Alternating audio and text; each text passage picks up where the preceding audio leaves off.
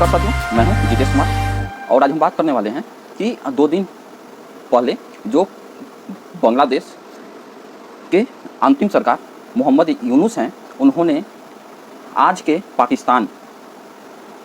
से मांग रखी है कि उन्हें $4.5 बिलियन वापस किए जाएं और साथ में पाकिस्तान की सेना ISI को माफ़ी मांगने के लिए बोला गया है। तो हम जानेंगे कि आखिर क्यों माफ़ी मांगने के लिए बोला जा रहा है। तो इस वीडियो को आप पूरा देखिए और आप पूरा देखने के बाद समझ पाएंगे कि क्यों माफ़ी मांगने के लिए बोला गया और कौन सा $4.5 बिलियन की बात कही जा रही है।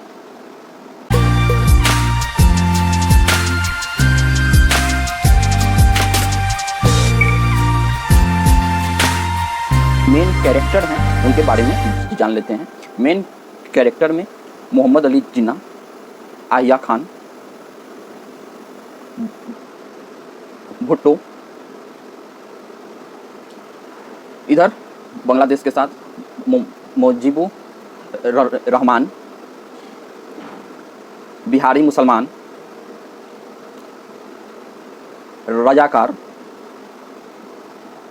और अल-जमात और दोनों साइड के मुल्ला मौलवी। उसके बाद भारत की ओर से उस टाइम के तत्कालीन प्रधानमंत्री इंदिरा गांधी, सेनाध्यक्ष माणिकराव शाह,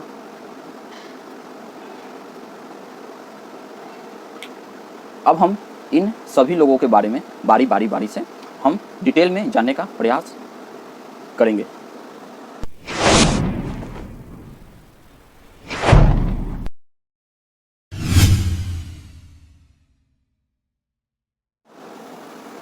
देखिए, भारत और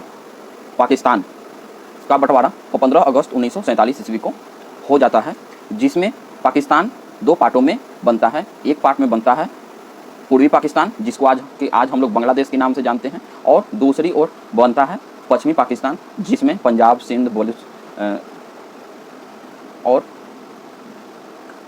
खैबर पख्तूनख्वा ये सब एरिया आ जाता है। तो अब यहाँ से एक क्वेश्चन उठता है कि बीच में इंडिया हो गया, एक साइड पूर्वी पाकिस्तान तो दूसरी साइड पश्चिमी पाकिस्तान। आखिर ब्रिटिश ने या उस टाइम के लोगों ने इस तरह से बंटवारा क्यों किया? तो बंटवारा क्यों किया, जब इसका हम बहुत ज़्यादा रिसर्च करते हैं, खोजबीन करते हैं, तो उस टाइम जो भी बंटवारे में जिनका महत्वपूर्ण योगदान था, उसमें मुस्लिम लीग, मोहम्मद अली जिन्ना और भारत के और भी नेता थे। तो जब अंग्रेज ब्रिटिश सरकार भारत छोड़ के जब जा रही थी, तो जो मुस्लिम लीग के लोग थे वह ब्रिटिश गवर्नमेंट से बोलते हैं कि आप तो जा रहे हैं, लेकिन आप सत्ता लिए थे मुसलमानों से, तो आप जाते जाते जो सत्ता है वह मुसलमानों को ही देते जाइए। तो बहुत सोच विचार करने के बाद यह 2 पार्ट में पाकिस्तान को बांटा गया, बीच में हिंदुस्तान को डाल दिया गया, ताकि 2 ओर से मुस्लिम लोग भारत पर आक्रमण कर सकें और इसको भी इस्लामिक राष्ट्र बना दिया जा सके। उसके बाद हम बात करते हैं कि उधर से जितने भी जो अभी हम जो बात कर रहे हैं, यह सब बातें पार्टीशन से अब पहले की बात करते हैं कि क्या क्या हुआ। तो एक हुआ, मुस्लिम लीग के सभी लोगों ने मिलकर प्रस्ताव रखा कि हम धर्म के आधार पर बंटवारा करेंगे, मतलब हिंदू और मुस्लिम एक साथ नहीं रह पाएंगे इस एक साथ देश में, तो हम लोग अपना अलग अलग देश बनाएंगे।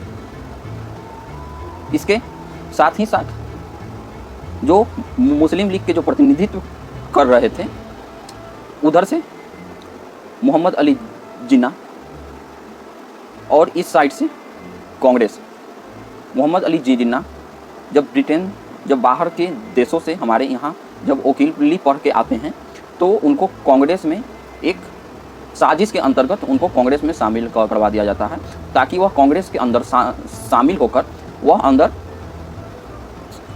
अपनी मांग को उठा सकें कि हम लोग हिंदू और मुसलमान एक राष्ट्र में नहीं रह सकते हैं। तो थोड़ी बहुत हम मोहम्मद अली जिन्ना के बारे में जब जानने का प्रयास करते हैं तो हमें पता चलता है कि मोहम्मद अली जिन्ना, जिनके पिता, दादा, परदादा, माँ बाप सब जितने भी लोग थे वे सारे के सारे हिंदू थे। जो सिर्फ और सिर्फ जिन्ना ने, मोहम्मद अली जिन्ना, जो इस्लाम धर्म को अपनाया और वह इस्लाम राष्ट्र के मांग में जुट गया। मोहम्मद अली जिन्ना के बारे में 2-3 बातें और जो मशहूर है उसको भी हम लोग देखते चलते हैं। फर्स्ट बातें ये हैं कि इस्लाम के अंदर जो जो चीज़ हराम है वह उस चीज़ को बहुत ही अट्रैक्टिव तरीक़ा से, बहुत ही खुशी तरीक़ा से वह उसको बिल्कुल मानता था। तो फर्स्ट था सूअर का मांस खाना, जो इस्लाम में पूर्ण रूप से हराम है। मोहम्मद अली जिन्ना का सुबह का रोज़ यही नाश्ता हुआ करता था। और शराब पीना जो इस्लाम में बिल्कुल मना है, वह मोहम्मद अली जिन्ना शराब के बहुत बड़े शौकीन थे, सिगार के बहुत बड़े शौकीन थे।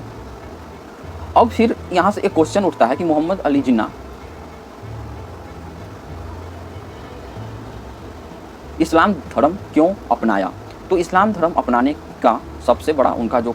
कारण अभी तक समझ में आया है वह था पावर को होल्ड करना, ग्रेप पकड़ना, अपने आप को पावरफुल बनाना। उसके लिए चाहे देश तोड़ना पड़ जाए, हर चीज़ मोहम्मद अली जिन्ना को पसंद था कि चाहे जो हो जाए, पावर का भूख बहुत ज़्यादा था। उधर से हम लोग देखते हैं कि मोहम्मद जिन्ना का एक और जो सबसे बड़ी और भयावह कांड ये है कि अपने दोस्त के बेटी को लेकर भाग जाता है और उन्हीं से शादी कर देता है। यह कहानी इस तरह से चलता है कि जब मोहम्मद अली जिन्ना का उम्र 42 वर्ष थे तो भारत के एक बहुत ही बड़े बिजनेसमैन जो पारसी से आते थे, और जब मोहम्मद अली जिन्ना पेशे से वकील थे तो जब एक दूसरे का जब मुलाकात हुआ तो मोहम्मद अली जिन्ना और बेटी का परिवार दोनों ही एक दूसरे के बहुत अच्छे मित्र बन गए थे। लेकिन इतने बड़े व्यापारी होने के बाद भी वह पारसी परिवार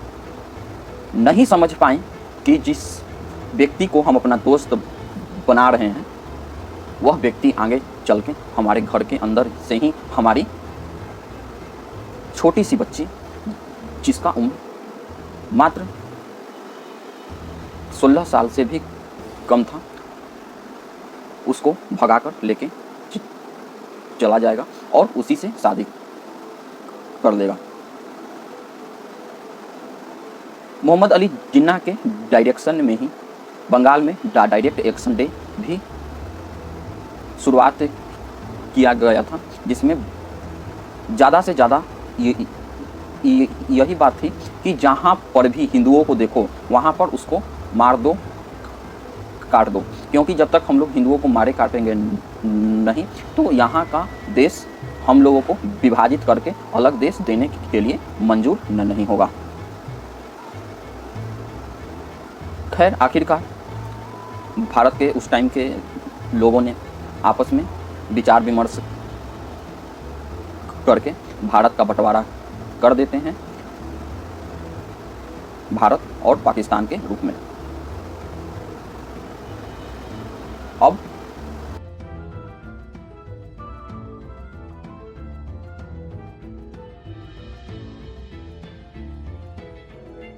था, लेकिन बंटवारा होने के साथ ही जो दोनों देश थे उनमें बंटवारा हुआ था कि दोनों जो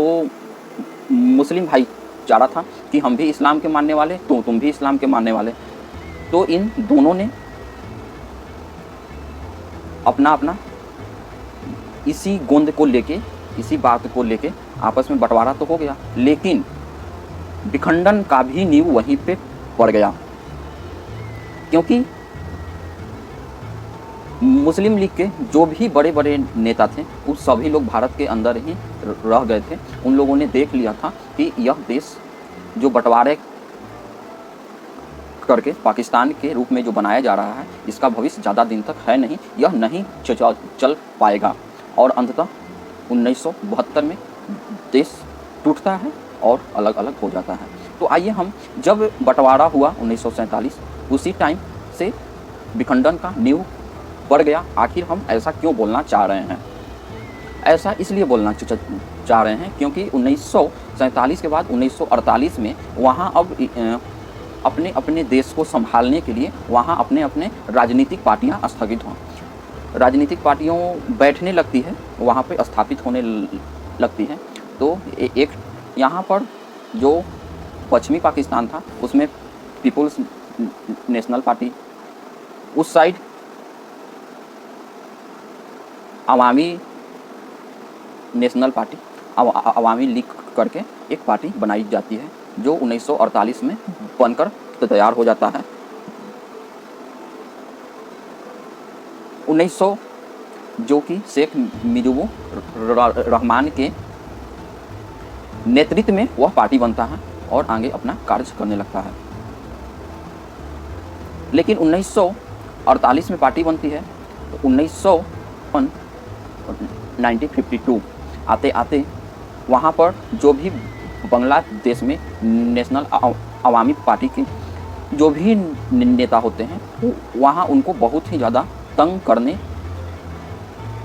किया जाने लगता है, वे भी पश्चिमी पाकिस्तान के लोगों के द्वारा। साथ में शुरू से ही उनके साथ भेदभाव स्टार्टिंग हो चुका था, क्योंकि एक साइड पंजाब सिंध था, एक साइड बंगाल के लोग थे। दोनों का न कल्चर एक था, न रहने सहने का तरीका एक था, न एक साथ उन लोगों को जो भी और कपड़ा पहनने का स्टाइल अलग था। ईस्ट पाकिस्तान, जिसको आज हम लोग बांग्लादेश बोलते हैं, और इधर जो वेस्ट पाकिस्तान जो पंजाब से कटकर बना। तो कुछ भी चीज़ नहीं मिलता था, लेकिन सिर्फ इसलिए दोनों बंटवारा हुए इस्लाम के नाम पे। अब होता क्या है कि 1948 में पार्टी के लोगों को 52 आते आते बहुत तंग करते हैं। मोहम्मद अली जिन्ना बंटवारा के तुरंत बाद संबोधन करने के लिए बांग्लादेश, जो आज का बांग्लादेश है, मतलब कि पूर्वी पाकिस्तान जाते हैं और वहाँ अपना इंग्लिश में स्पीच देते हुए इस बात को बोलते हैं कि अब पाकिस्तान का जो नेशनल लैंग्वेज है वह उर्दू और केवल उर्दू होगी। अब जब भाषा पर बात आती है तो दोनों का भाषा अलग अलग था। पंजाब का पंजाबी भाषा था और इन लोगों का बंगाली भाषा लोग बोलते थे। लेकिन केवल उर्दू को मान्यता देने से वहाँ पे बहुत ही ज़्यादा आपस में विद्रोह शुरू हो जाता है और लोग अंदर अंदर असंतोष की भावना पैदा होने लगता है कि ये हमारे साथ क्या किया जा रहा है या क्या होता है। लोग आगे चलकर इस बात को मानने से इनकार कर देते हैं, क्योंकि उन लोगों को ये समझ में आने लगा था आज़ादी के तुरंत बाद ही कि हमारे साथ पूर्ण तरीका से भेदभाव करने का प्रयत्न किया जा रहा है। जैसे कि सबसे पहले भाषा खत्म करने के लिए बोला जा रहा है। बंगाल के उस टाइम के लोग अपने बंगाली होने पे उन लोगों का बहुत ही ज़्यादा गर्व था और उन लोगों का अपना बंगाली लिपि अलग हुआ करता था। उस टाइम बंगाली भाषा अलग था ही, साथ में बंगाल के द्वारा जो अंग्रेज के समय डाक टिकट दिए जाते थे, तो उन लोगों के लिए बंगाली भाषा में उन लोगों के लिए भी डाक टिकट जारी किया जाता था। साथ ही साथ इस तरह के दबाव पड़ने से बहुत ही ज़्यादा नाराज़गी होने लगती है। एक साल के अंदर ही मोहम्मद अली जिन्ना का मृत्यु हो जाता है, जो कि 11 सितंबर 1948 को वह इस दुनिया से निकल जाते हैं देश का बंटवारा करके। उसके बाद हम लोग देखते हैं कि पॉपुलेशन ईस्ट पाकिस्तान और वेस्ट पाकिस्तान में, ईस्ट जो पाकिस्तान था उसमें टोटल जो पॉपुलेशन था वह था 56% और 4.2 करोड़ था, और जो वेस्ट था पश्चिमी पाकिस्तान उसका पॉपुलेशन 3.3 मिलियन था, मतलब 44% अपना 3.3 करोड़, जिसमें से हिंदू की टोटल पॉपुलेशन 14% था। आज़ादी के टाइम कायदे से तो यही चाहिए था कि हिंदू टोटल हिंदुस्तान में आ जाते और जितने भी मुस्लिम हैं वे पाकिस्तान छोड़ के, जितने भी मुस्लिम थे वे भारत छोड़ के पाकिस्तान में चले जाते। लेकिन अगर मन में खोट हो तो इस प्रकार के कार्य नहीं होते हैं, और उस टाइम के जो भी नेता थे कांग्रेस में, उन लोगों का विजन इतना साफ नहीं था, वो लोग भविष्य को नहीं देख पा रहे थे, और जो भी भविष्य को देख पा रहे थे उनको उनकी बातों को नहीं माना गया। बंटवारे के बाद 1 साल के बाद जब उनकी मृत्यु हो गई, उसके बाद जो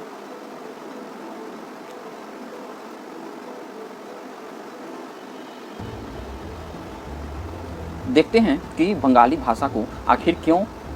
मोहम्मद अली जिन्ना या पश्चिमी पाकिस्तान के द्वारा ख़त्म करने पर इतना जोर दिया जा रहा था, तो उसमें हम देख पाते हैं कि उर्दू जो बंगाली भाषा था वह वहाँ के पश्चिमी पाकिस्तान को लगता था कि यह एक बहुत ही पुरानी बंगाल की सभ्यता जो है वह चले आ रही है, और बंगाल में अधिकतर बंगाल शुरू से ही हिंदू लोग वहाँ पे ज़्यादा थे, तो बंगाली भाषा पश्चिमी पाकिस्तान के लोगों को लगता था कि यह हिंदू डोमिनेटेड भाषा है, हिंदू डोमिनेटेड बंगाली कल्चर है, हिंदू डोमिनेटेड होने के कारण ये लोग साड़ी पहनते हैं, जिसके माइंड में ही 2 नेशन थ्योरी हिंदू और मुसलमान बैठा हुआ हो, ये सब बातें सोचने से कैसे चूक सकता था। और